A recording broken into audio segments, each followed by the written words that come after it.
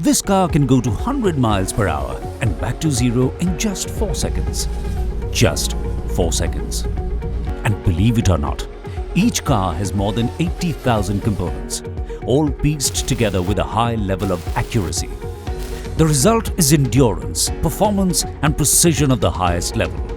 At Kotak Mahindra Asset Management Company, we follow the same philosophy, where we strive to give our investors the best risk-adjusted returns. And we now have millions of smiling investors. Presenting the Kotak Debt Colloquium, one of India's largest knowledge-sharing platform on the markets.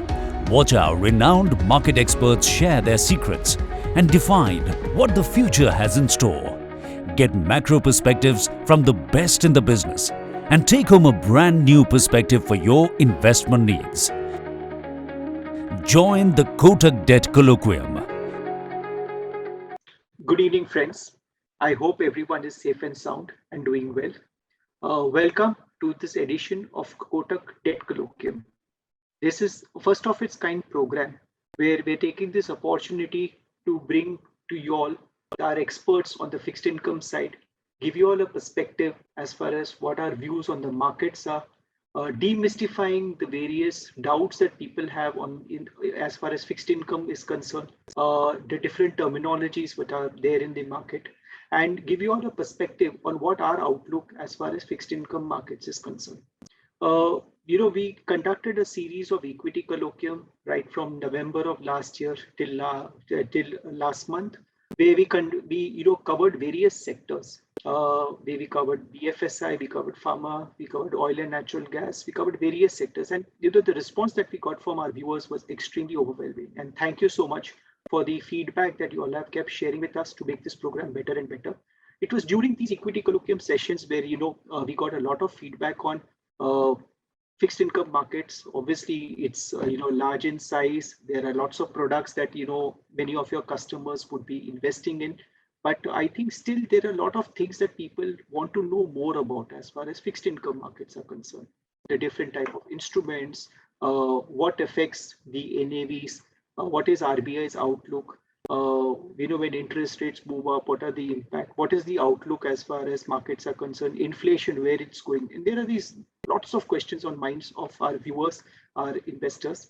And we just felt that, yes, starting a series on fixed income would make a lot of sense. And here we are today with our very first program, which is the Debt Colloquium. It's my pleasure to introduce you all to Lakshmi Iyer. She doesn't need any introduction. Many of you all have interacted with her, met her in person, and attended her programs also. She's our President and CIO Fixed Income and Products. Joining her is Deepak Agarwal, who's our Senior Executive Vice President and Fund Manager, looking after many of our short fixed income strategies. Again, I think many of you all have heard Deepak at various webinars and presentations. So as we fondly in our company call him Professor Deepak, because the passion with which he can talk about fixed income, explain things to you all, I mean, it's phenomenal.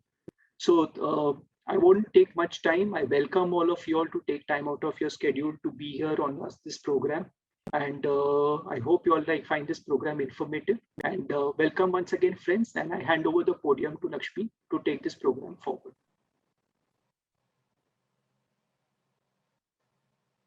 Thanks, Manish. Hi, and a very good afternoon and a warm welcome to each one of you. Whichever part of the city and country you are watching this live telecast, I hope each one of you is absolutely safe and sound. As the topic for today, which Manish did elaborate on, is the debt colloquium. I do understand that in an era where the annualized returns in debt is ranging from 3 to 5%, and the absolute returns in equity are in the similar region, debt has lesser interest, but it's important to have the entire bouquet of flowers so that you have the right kind of color coordination, right kind of balance, and therefore the entire bouquet of your financial portfolio is incomplete without allocation to fixed income. So with that endeavor, we are kickstarting the first of its debt colloquium, the first ever from an industry standpoint. The next 30 minutes, we'll split it. Basically, I would like you, since this is our maiden session, I would like to take you through the way we manage the money, how we have been doing it over years. One might think what is so different about it, but yes, as you see the few slides that I have prepared for you, you'll get some more color into how we really endeavor to manage your money, followed by the more exciting part, which will be done by my colleague Deepak Agarwal, who actually, and that's the main topic of today's discussion as to why caddy, especially in this kind of a market scenario. So to begin with, how do we manage your money? Again, as I said, very straightforward. You'd say, what's the big deal? But I think this is where we as a management team, we as Kotak asset management torchbearers spend quite a bit of time trying to see where should the sweet spot lie. And the sweet spot is clearly, the fact that investors like all of you do want fantastic returns, but one needs to be mindful of risk. So if you ask anyone, if I ask my son, if I ask my dad, the first statement is that the best return and the least risk. Of course, that's how investors are made to be. So therefore, that's exactly the focus point or the focal point at Kotak Asset Management, where the endeavor is to try generate superior returns while being mindful of the risk that we take. And why so? Because let me invoke the foodie in me, where we know that the more you're going to infuse a sweetener into a sweet, the sweeter it's going to get. The more salt you invoke into a diet, obviously the saltier it gets, and of course the taste worsens both ways. Why this analogy is so important is because for us, at the heart of asset management or fund management has been return of capital, which is more important than the return on capital. So yes, we are mindful that there is a return generation activity, but obviously how best we can manage that portfolio is where bulk of our efforts are actually gravitated towards. Risk ahead of return, you saw in the very short AV, which we played ahead of Manish's talk. 80 kilometers per hour, for those who drive can relate to this, 120 kilometers per hour, where the potential risk could be higher. So slow and steady, continuously focusing on the ecosystem of AR overall positioning, being focused around what our peer sets are doing, but yet being mindful of not accelerating the pace too much is something which probably has helped us in making less costly mistakes. It's a known fact that when there is a car out there, small scratches are inevitable, else the car would just be in the garage. But the fact of the matter is that one has to ensure that there are no major or material accidents where, as I said, the potential at 120 kilometers per hour, the tendency on a relative basis could be a tad higher. The framework that we use is the SLR principle, known to quite a few of you whom we've been interacting. But just to put things into perspective, SLR stands for safety, liquidity, and return. So, and it is in this order that we actually want to manage the portfolios. We have been managing your fixed income investments in this manner, and I would believe it is this framework that we have been deploying successfully across fixed income strategies, agnostic of which tenor or category bucket the strategy belongs to. It's probably that which has allowed us to earn the trust of millions of investors over the past 2+ decades. And obviously an overlay of the SLR principle is the top-down and the bottom-up factors, which are a whole host of the macro, the micro, the fundamentals, the global, as I said, so all of these actually go into as a very, very useful ingredient. And this is not just one hat thinking or one brain thinking. It is the entire team which brainstorms this collectively, which is the portfolio managers, our credit research analysts, our dealers, and the entire team to be able to harmonize the right blend from an offering standpoint. Safety, if I would, pictorially try to show, because many times we have investors saying that, why you need to do this, it's not really required. And my question to them back would be, would you ever drive a car without airbags? Airbags are are needed only when there is like a massive blowout. But would you ever want to drive a car without airbags? And I think practically everyone obviously answered in the negative. So that's clearly telling you that why we focus on safety as the key ingredient ahead of the liquidity and the returns.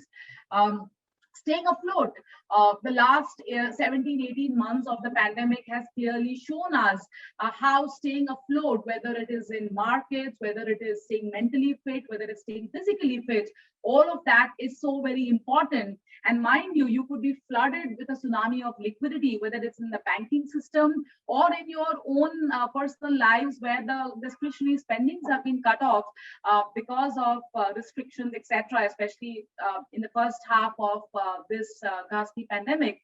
And staying afloat at all those times and not sinking despite the fact that you know how to swim, I think has been the core principle which has held us in good stead. And we believe that going forward, this will continue to be a non-negotiable factor as we race along. And finally, you're not investing for charity. You would say, oh, this is fine, Lakshmi, but ultimately, where are the returns? So therefore, I think the external accreditation that you would have seen from time to time, your own experiences with our fund house, depending on which strategy you choose, has shown to you time and again that it may not necessarily be that we are the number one fund or the number one scheme in terms of performance at all points in time. But the fact remains that at number one, you can only go down. So it's important to consistently be somewhere in the middle. So on a pack of 10 schemes or 15 schemes, you medal along so that you are consistently there in the top 2 quartiles, so that there is consistency and the tendency of making mistakes while it will be there, the intensity would be significantly lower. So I think these are some of the initial thoughts, which I felt is important for me to kickstart the debt colloquium. I know a lot of you have a lot of questions with respect to the markets, with respect to what suits, what doesn't suit, what we should be doing, what we should not be doing. And, the beginning of the year note that I write to investors at the occasion of the new year, sharing my thoughts, I did write out the mail that 2021 is likely to be the year of the carry as we look forward to optimism on the vaccination front. And looks like we are almost 8 months into that scenario right now. It looks like the carry concept over the capital gain for fixed income is definitely prevailing. For more such insights, to get some more nuanced thoughts on what exactly we mean by carry and what you should be doing and what you should not be doing on your portfolio, I hand over the dais to Deepak. Deepak Agarwal is my colleague. Manish has already introduced him. And over to you, Deepak. Thank you, Lakshmi. Now let me begin with the debt outlook. In the recent RBI policy, RBI keeps the rate unchanged. RBI increased the variable reverse repo rate option amount from 2 lakh crore to 4 lakh crore. RBI governor was quick to highlight that this should not be seen as tightening, as even after withdrawing this 4 lakh crore liquidity, approximately 4 lakh crore will be lent to RBI at the reverse repo rate. The growth rate for FY22 was kept unchanged at 9.5%, and the inflation target for FY22 was increased from 520 to 570. The total banking system liquidity has increased from approximately 5,70,000 crore in April 21 to approximately 8 lakh crore as on date. The increase is on 3 counts. 1, RBI has given a dividend of 1 lakh crore to Government of India. Number 2, RBI has been conducting GSAP of approximately 1 lakh crore per quarter. And third, RBI has been intervening in the foreign exchange market. Our forex reserves has also increased from $570 billion to approximately $620 billion. And that addition has also added liquidity into the system. Post the wave 2, growth is recovering. We have seen PMI numbers again going into an expansionary mode. However, the services PMI continues to remain in contraction mode. However, there has been improvement from the previous month. The GST collection, which had dropped to close to 1 lakh crore, we have seen improvement there too. In July 2021, the GST collection was approximately 1,15,000 crore, and we believe further improvement in the August GST collection number as well.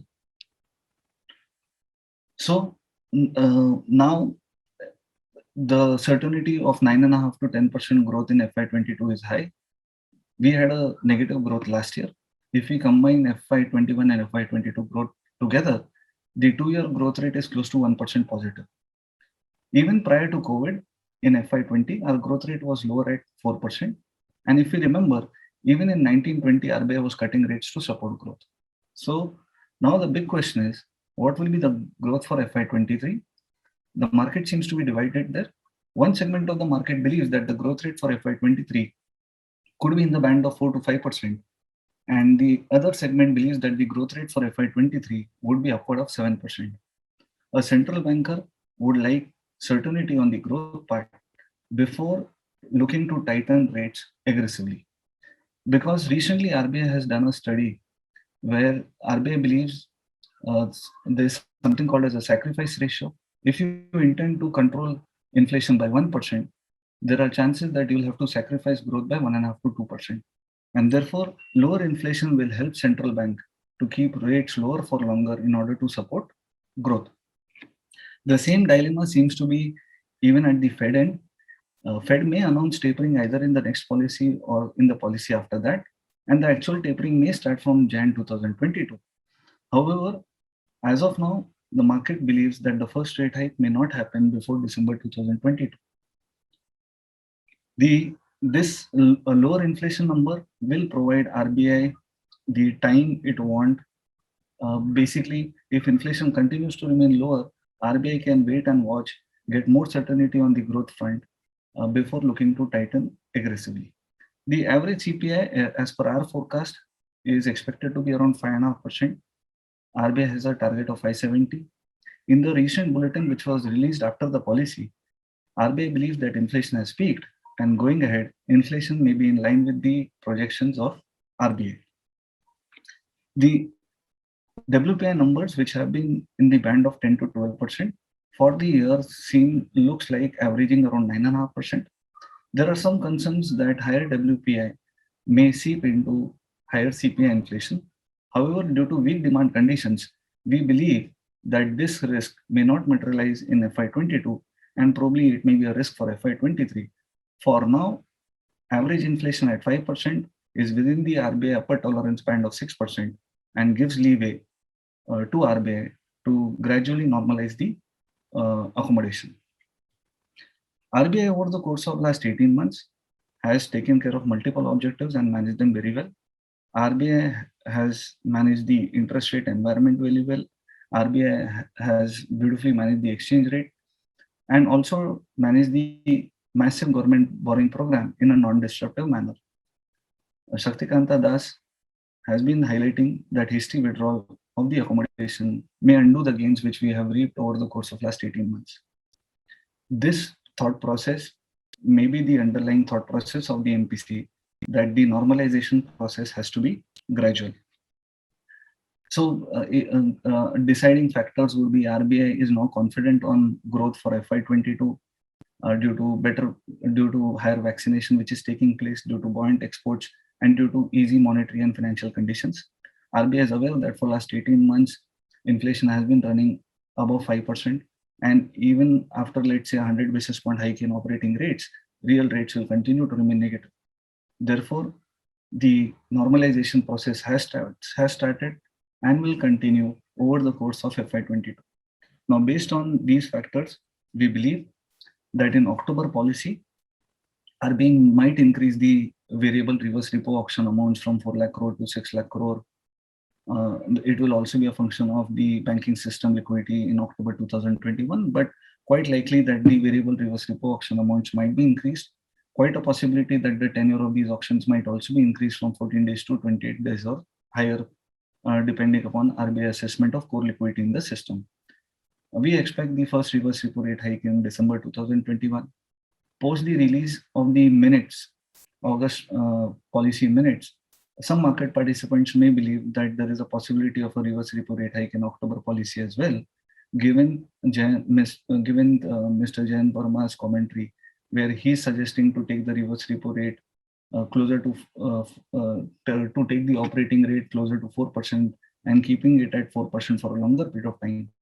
According to him, that will ensure RBI's credibility as a inflation fighting central banker, and by keeping long-term rates lower for a longer period of time, it will also help the objective of achieving growth.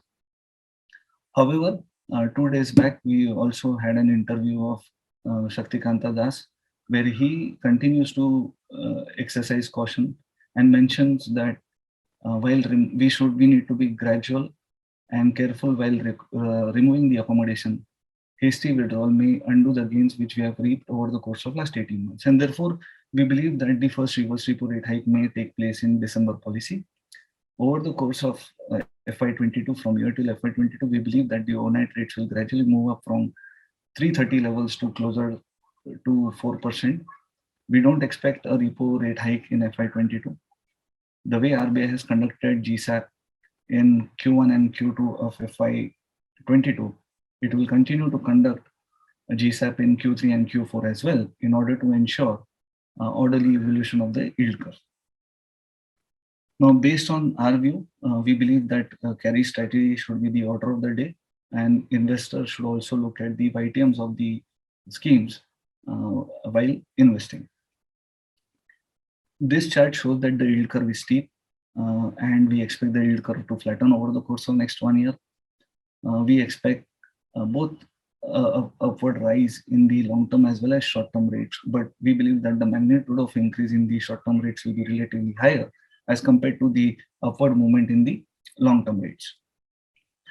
We expect again we expect flattening of the yield curve over the next 1 year. During normal times, the spread between a 3-month T-bill and a 10-year G-Sec is anywhere between 125 to 150 basis points. Currently, the 3-month T-bill or 3-month cost of borrowing for Government of India is close to 330. 10-year cost of borrowing for Government of India is close to 630. So currently, the spread between 3-month and 10-year G-Sec is close to 290 to 300 basis points. We expect this spreads to compress over the course of next 1 year. So this is in line with our earlier view of flattening of the yield curve. Similarly, let's look at this chart. It depicts the yield curve as on December 19 and the yield curve as on date. Between December 19 and today, the overnight rate has, or the operating rate has dropped by approximately 165, 170 basis points. The major beneficiary of this drop in rates has been the short range segment up to 2 years. Whereas when we see the rates in the 3-year to, let's say, the 8-year segment, the drop in rates has been only anywhere between 60 to 80 basis points, and the drop in the rates in the extreme long end has been only to the tune of 10 to 20 basis points. What it suggests, with a 160 basis point drop in rates did not drop by 160 basis points across all the segments. So over the course of next 2 years, if we see a, let's say, 150 basis point reversal, there is no reason why rates across all the segments should move up by 160 basis points. This also reinforces our view that as and when reversal take place, the yield curve will flatten over a period of time. And therefore, what is our advice to investors? We don't advise investors to reduce duration. The yield curve is steep, and the yield curve is providing investors for holding a longer duration bonds in terms of higher YTM. The higher YTM will provide insulation to investor against adverse movement of interest rates. In case the normalization process gets delayed, the investor will end up benefiting through higher YTMs. And in this environment where reversal or normalization is taking place, yield curve is steep and yield curve will flatten, yield curve is providing protection. Our only advice to investor is please match your time horizon and the portfolio duration of the schemes where you are investing. The following few examples will again help us explain the steepness in the yield curve and the kind of protection it provides to the investor who is investing in a longer duration paper. So here, investor A and investor B both have 1 year investment horizon. Investor A buys a 1 year NBFC today, let's say at 4.5%. Investor B chooses to buy a 3 year NBFC at 360. Investor B chooses a 3-month instrument because he believes interest rates are heading higher. At the end of 3 months, he'll be reinvesting for a period of 3 months and he'll continue to do so for next 1 year. Even if B gets 25 basis points higher on every reinvestment, the average 1 year return of B is close to 4%, which is 50 basis points lower than the return of investor A. Obviously, since he is buying a longer duration asset, his returns would be volatile, but at the end of 1 year, he is compensated for bearing that volatility. This is one more example where ABC has a 3-year investment horizon. All are looking to buy a PFI. PFI are basically NABARD, EXIM, REC, and IRFC kind of names. So let's say A buys a 3-year PFI where he is earning close to 5/4. B is buying a 2-year PFI where he's earning close to, let's say, 460. And C is buying a 1-year PFI where he's earning close to 4%. Now, C will have the least volatility because he's buying a shorter duration asset. A will have the highest volatility because he's buying the longest maturity asset. Now, C needs minimum 75 to 100 basis point hike in operating rate over the next 1 year just to match B's return of 460. Similarly, C needs 175 to 200 basis point rate hike over the course of next 2 years to match A's return of 5/4. And in case the extent of rate hikes over the course of next 1 year and 2 year are lower, let's say at 50 basis point and 150 basis point, then C's total return over the course of next 2 years and 3 years will be lower than the return of B and A.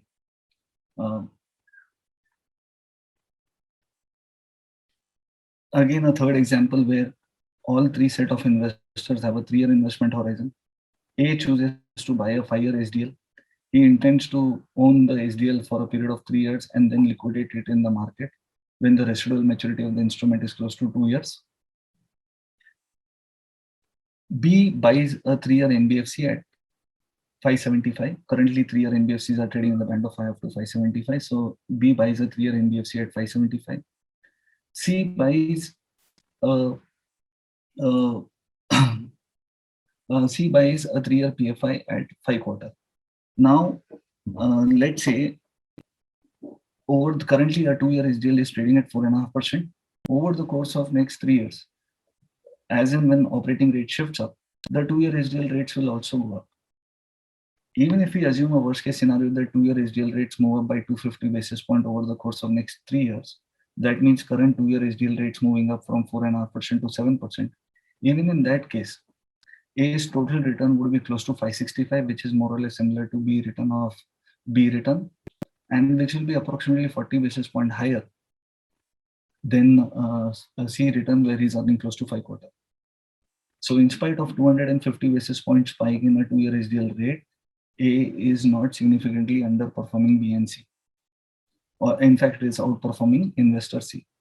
And let's say if there is only 200 basis point rate hike or shift in the, or let's say a 2-year SDL rates move up only by 150 or 200 basis point over the course of next 3 years, then in that case, in spite of owning a higher duration asset, A's return will be higher than both B and C. We believe that this 5-year SDL is an attractive point, and this strategy we have been following in our Guild Fund. In our Guild Fund for last 3 months, we have been following a strategy where we are owning 50% of the portfolio in 5-year, 6-year GSECs, and the residual 50% of the portfolio is invested in floating rate bonds.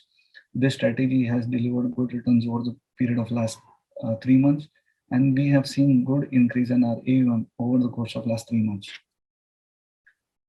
Again, let's look at the steepness in the yield curve in the longer end segment. So let's say A as an investor who buys a 5-year GSEC, C investor who buys a 15-year GSEC. So the duration of C is more than double the duration of A. So A has a duration of close to 4 years, C has a duration close to 9 years.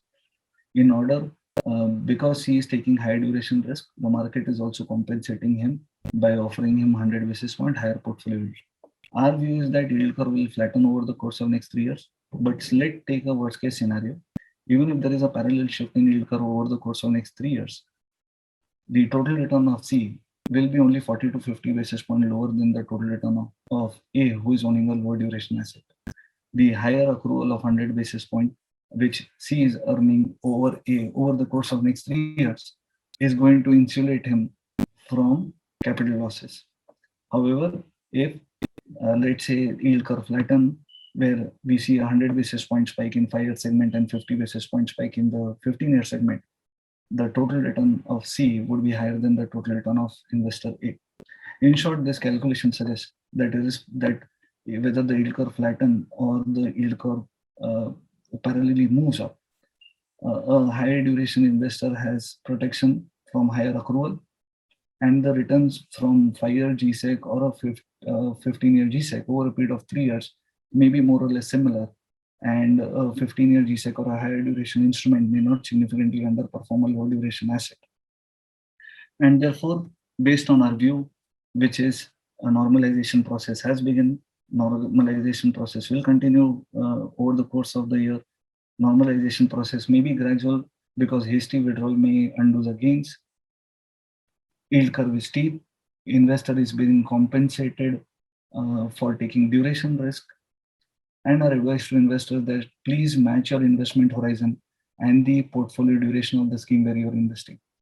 With this, let's say if you have a 3 to 6 month investment horizon, we would advise you investment in money market and ultra short term scheme. If you have a 6 months to 1 year investment horizon, we advise investment in low duration and our corporate bond fund. If your investment horizon is between 1 to 2 years, we advise investment into our floating rate fund or bond short term fund. And similarly, let's say if you have investment horizon of between 2 years to 3 years, we advise investment in our bond scheme, yield scheme, in our banking PSU fund, and in our dynamic fund. You can also look to invest in our medium term fund if you have an investment horizon of 2 to 3 years.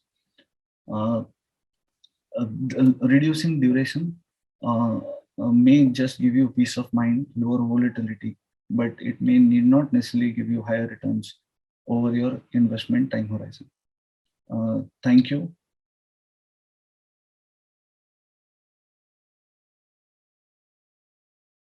Mutual fund investments are subject to market risks.